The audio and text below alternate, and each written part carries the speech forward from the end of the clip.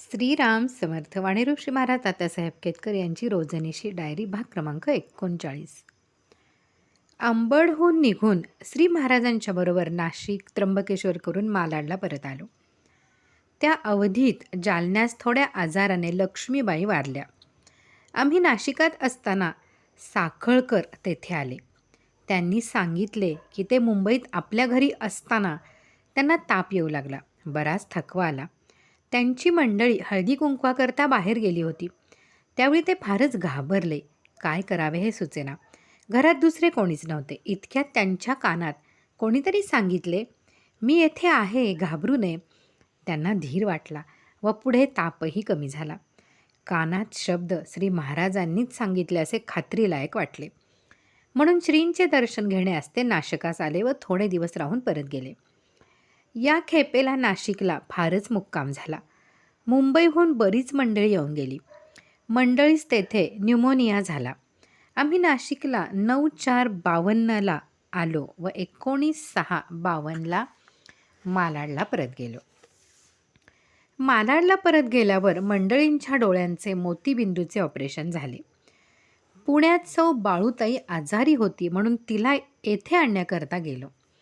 Doctor Joshi यांना दाखवून आणावी म्हणून घेऊन गेलो. त्यांनी तपासली व दवाखान्यातच ठेवून घेतली. तिचे मांडीस सूज आली होती. थ्रोम्बोसिस आहे म्हणाले. हे दुखणे फार कठीण आहे व येथेच ठेवणे जरुरीचे आहे असे सांगितले. त्या अवधीत मालाडात सौ निर्मलाबाई बाळंतीण होऊन मुलगी कृष्णाबाई झाल्याची तार आली. तारीख 14/11/52 झाली. या सर्व घडामोडी झाल्या, पण श्री कृपेनेच सर्व व्यवस्थित झाले. यंदा श्रींचा पुण्यतिथीचा उत्सव तारीख 12/12/52 रोजी होता. मालाडहून सर्व मंडळी आली होती. याचवेळी हुबळीला काशीताई तबीब व कुंदगोळला श्री नारायणप्पा वारल्याचे ऐकून वाईट वाटले. श्रींचा उत्सव झाल्यानंतर श्रींबरोबर कोल्हापुरास गेलो. तेथे थोडे दिवस राहून नवबागेत श्री ब्रह्मानंद महाराजांच्याकडे गेलो. तेथे धुंदुरमासाचा नैवेद्य होता. तारीख 28/12/52 रोजी सांगलीच्या राणीसाहेब श्रींच्या दर्शनासाठी सांगलीहून आल्या होत्या. श्रींना भेटून नंतर परत गेल्या. श्रींच्या बरोबर निपाणीस व बेळगावात जाऊन सांगलीला आलो. माधवनगरला खाडीलकरांकडे सांगलीच्या राणीसाहेब व राजेसाहेब श्रींच्या दर्शनास येऊन गेले. त्यावेळी श्री म्हणाले, खरे समाधान वैभवात नसून सदाचरण व भगवंताच्या स्मरणात आहे. दुसऱ्या दिवशी राजेसाहेब व त्यांच्याबरोबर तुळपुळे व गणपती प्रेसचे मॅनेजर श्री देशपांडे आले होते. बराच वेळ श्री महाराजांच्याजवळ बोलत होते. राजेसाहेब व राणीसाहेब दोघेही सात्विक व निरभिमानी वृत्तीचे दिसले. राजेसाहेबांनी त्यांच्या गुरूंचा फोटो त्यांच्याजवळ नेहमी असतो तो दाखवला.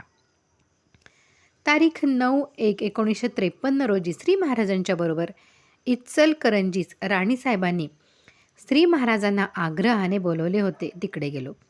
श्रींबरोबर मी, मंडळी आठवले व रावसाहेब पटवर्धन होते. श्रींचे निरूपण झाले. दुसऱ्या दिवशी निरोप घेऊन कोल्हापूरला आलो.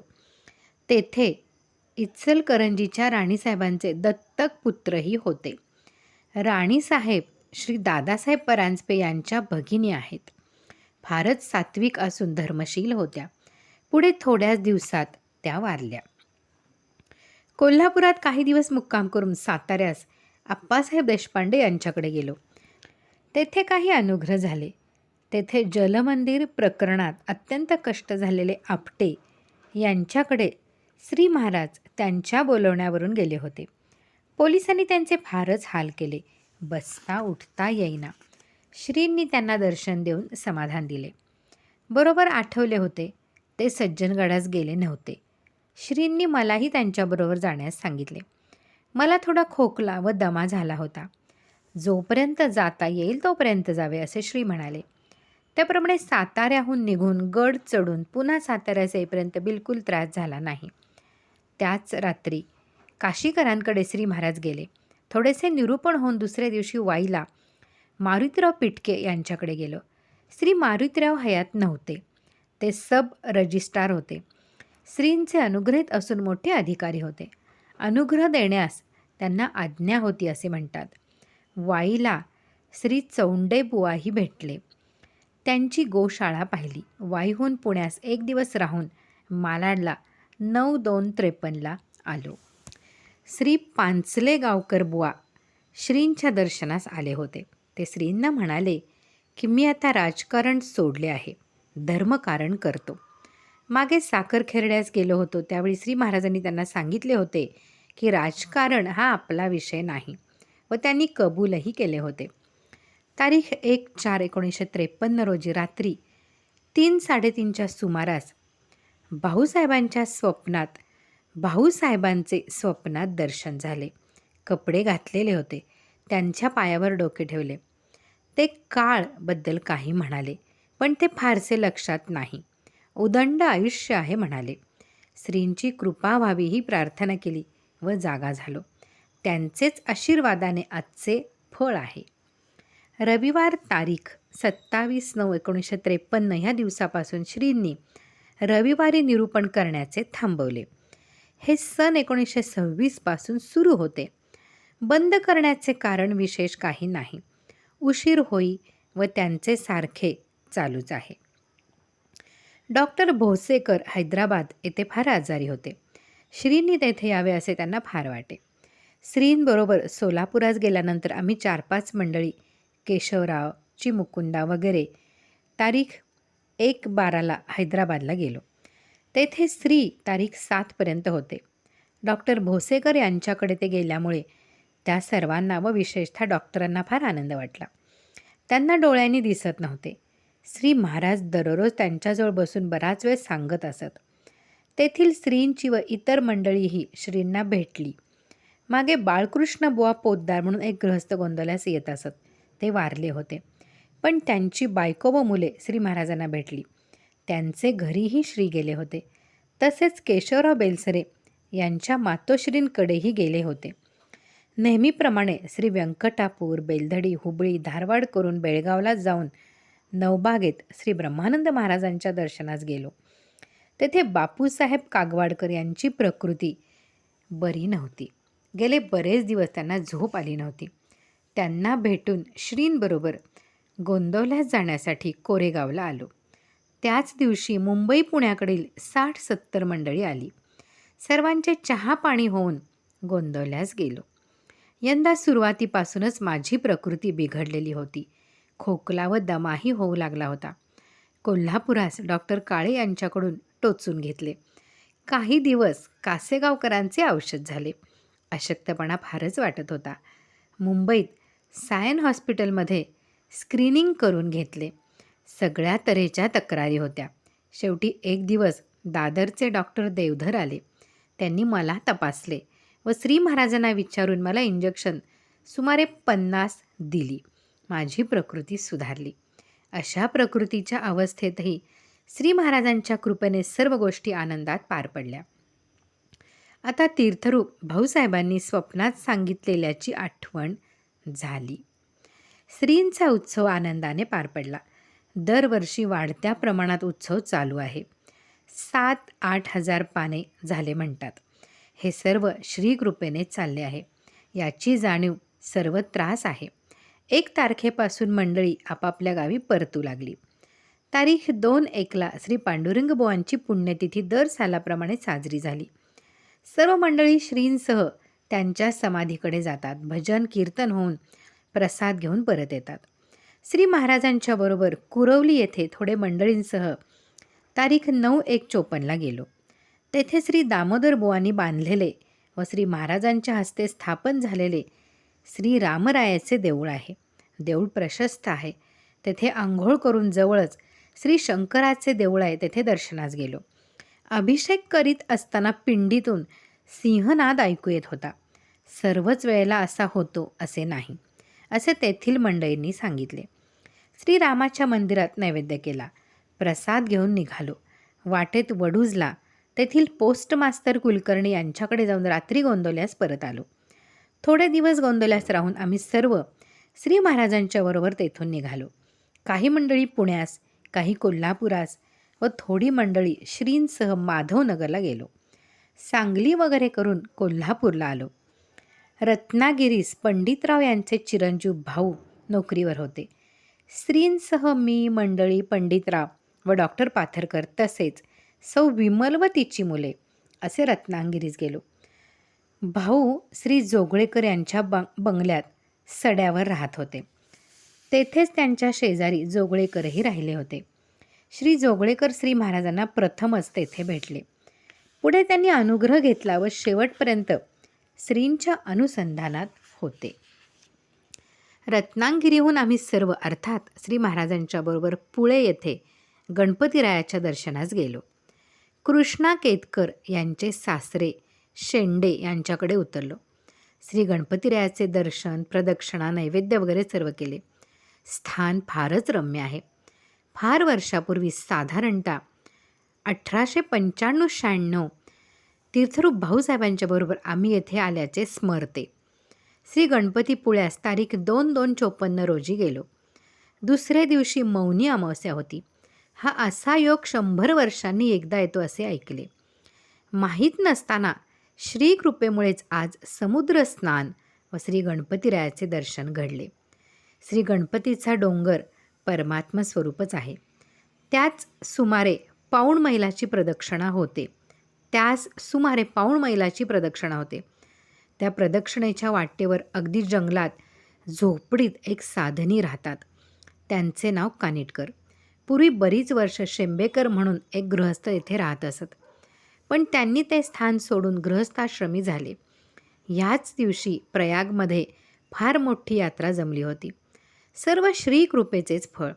तेथून रत्नागिरीस आल्यावर सौ विमल वगैरे कोल्हापुरास परत गेली. गुहागरहून श्री महाराजांना तिकडे नेण्यासाठी मंडळी आली. त्याप्रमाणे श्रींबरोबर मी, मंडळी, पंडितराव व डॉक्टर पाथरकर असे निघालो. चिपळूणवरून जवळ श्री परशुरामाचे स्थान भार्गवराम आहे. तेथे दर्शन करून गुहागरला जोशी यांच्याकडे संध्याकाळी पोचलो. गाव फार स्वच्छ असून चांगले आहे. मंडळीही भाविक व सात्विक आहेत. दुसऱ्या दिवशी रामदास तांबे यांच्या बहिणीचे गावी जानवळे येथे जाऊन आलो. जेथे जेथे श्री गेले त्या प्रत्येक ठिकाणी काहीतरी अनुग्रह झालेच. जसा ज्याचा योग तसे घडत गेले. तारीख 14/2 रोजी सर्वांचा निरोप घेऊन दाभोळ मार्गाने बोटीने मुंबईस आलो. गुहागरला असताना भजन, कीर्तन व निरूपणे चालली होती. नैवेद्य वगैरे झाले. येथे आल्यावर थोड्याच दिवसांनी डॉक्टर पाथरकर निवृत्त झाले. तेथील लोकांनी त्यांना पान सुपारी केली व एक 7,000ची थैली त्यांना दिली. दवाखान्यात व एकंदर त्यांच्या व्यवसायात त्यांना फार मान होता. अत्यंत आपलेपणाने लोकांना मदत करीत असत. ते तारीख 1/4/54 मालाडात गोंधळेकरांच्या जागेत राहण्यास आले. जालन्यास हल्ली श्री नानाचार्य व्यवस्था पाहत होते.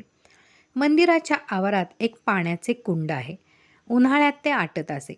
सबंध उन्हाळा बाहेरून दूरचे गाड्यावरचे पाणी आणावे लागत असे. नानाचार्यांनी श्री महाराजांना विचारून कुंड खोदण्याचे काम सुरू केले. बराच पैसा खर्च झाला. अगदी निराश झाले. श्री महाराजांना त्यांचे कळकळीचे व पाणी लागावे या हेतूचे पत्र आले.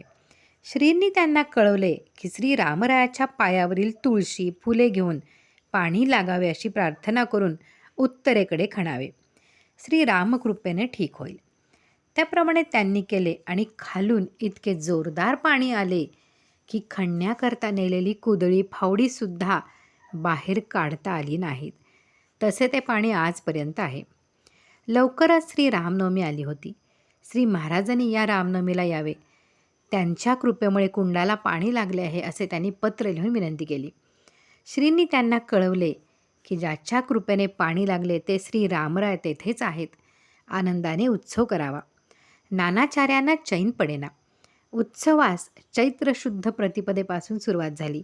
पण नानाचार्य श्री महाराजांना तिकडे येण्याबद्दल प्रार्थना करण्यास प्रत्यक्ष आले. श्री महाराजांना फारच कळकळीने विनंती केली. आपण येणार नसाल तर मी येथेच राहतो असे म्हणाले. श्रींनी त्यांचे पुष्कळ रीतीने समाधान केले पण जुळेना. शेवटी श्री महाराजांनी येण्याचे कबूल केले. त्याचवेळी मनोहर यांच्याकडे मुंजी होत्या. त्यांचा फार आग्रह श्रींनी यावे असा होता. श्रींनी कबूल केले होते. म्हणून पुण्यास मुंजीस जाऊन जालन्यास जाण्याचे ठरले. पुण्यास गेलो, मुंजी झाल्या. नगरला भागवत इंजिनियर होते. त्यांचा आग्रह, श्रींनी नगरला थोडा वेळ येऊन तिकडून जालन्यास यावे. त्याप्रमाणे आम्ही बसने नगरला गेलो. त्या सर्वांना भेटून आगगाडीने जालन्यास जाण्याचे ठरले होते. पण ती गाडी 2-3 तास उशिरा आल्यामुळे जालन्याकडे जाणारी गाडी मिळण्यासारखी नव्हती. म्हणजे श्री राम जन्मास जालन्यास पोचू शकलो नसतो. म्हणून स्टेशनवरून परत भागवतांकडे येऊन श्री रामजन्म तारीख 11/4/54 रोजी करून दुपारी 2:30च्या गाडीने जालन्यास जाण्यास निघालो. रात्री 11:30च्या सुमारास जालन्यास पोचलो. बरीच मंडळी आली होती. श्रींना नेण्याकरता पालखी आणली होती. पुढे तेथे श्री हनुमान जयंती करून नाशिकला जाऊन येथे परत आलो. श्री रामनवमीस यंदा मालाडहूनही बरीच मंडळी आली होती. ह्यात विशेष असे की पुढे भाद्रपद महिन्यात सर्वांनी गोंदवल्यास राहण्याचे ठरवले होते. त्याप्रमाणे श्री गोकुळाष्टमीला आम्ही श्रींसह येथून गेलो होतो. बरीच मंडळी तेथे राहिली होती. नानाचार्यांचे येण्याचे ठरले असून ते 1 महिनाभर श्री भागवत वाचणार होते. नानाचार्यांना येण्याबद्दल पत्र लिहिले. ते येण्यास निघाले, पण थंडी ताप येत होता म्हणून टोचून घेण्याचे ठरले. नांदेडला कोणाचे तरी पुण्यतिथी जावयाचे होते. तेथे टोचून घेऊन गोंदवल्यास येण्याचे ठरले. पण दुःखाची गोष्ट अशी की त्यांनी टोचून घेतले, त्यानेच त्यांना धनुर्वात होऊन त्यांनी देह ठेवला. त्यावेळी त्यांच्या आग्रहाने श्रींस जालन्यास नेले हे बरे वाटले. नानाचार्य उत्तम साधक होते. आपला सर्व प्रपंच रामार्पण करून राहिले होते. त्यांनी जालन्याच्या मंदिराची व्यवस्था उत्तम ठेवली होती. अत्यंत निस्वार्थी पण व्यावहारिक होते. ते फार विद्वान होते असे नाही, पण त्यांचे निरूपण प्रेमळ असे. भजनही उत्तम करीत. ते पांडुरंग बुवांचे एकनिष्ठ शिष्य होते. ते गेल्याने सर्वांचंच हळहळ वाटली. यातील पुढील भाग आपण पुढे पाहूयात. श्रीराम जय राम जय जय राम.